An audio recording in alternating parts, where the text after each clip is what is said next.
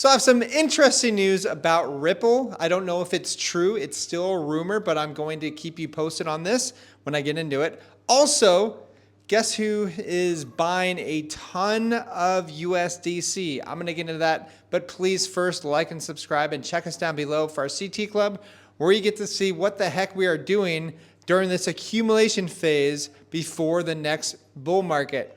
Okay, so Ripple may pay $250 million settlement to the SEC. This is according to John Deaton.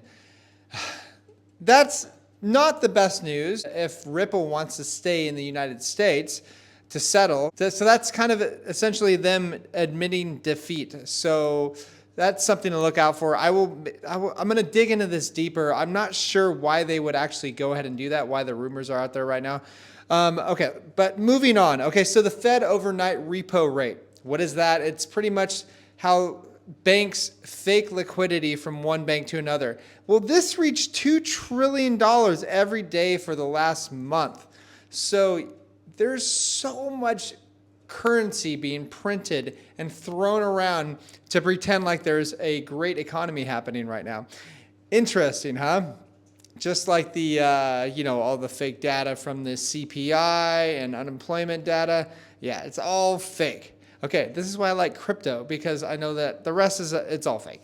All right, so now we have Binance. They have increased their USDC holdings by $1.5 billion over the last week. So why would they do that? Well, in my opinion, they are probably going to have USDC potentially as a replacement for BUSD. You know how Paxos is getting sued by the SEC because BUSD might be a security? Well, they're kind of going around and getting another stable coin. Okay. Now we have China is reporting Hong Kong proposal to be a crypto hub. Interesting that they switched from banning mining altogether, kicking out the miners to becoming a crypto hub.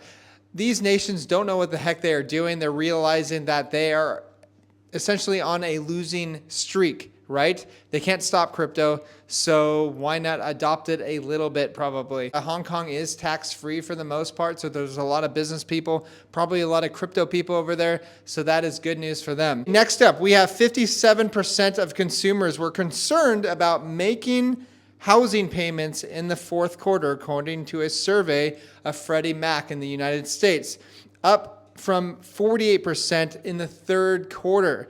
So yeah, people are hurting big time. And so whether or not the Federal Reserve or your politicians say that the US is in a recession, they are in a deep recession. But it doesn't matter, because it only matters what the Fed says, and that's what the market is going to react on, okay?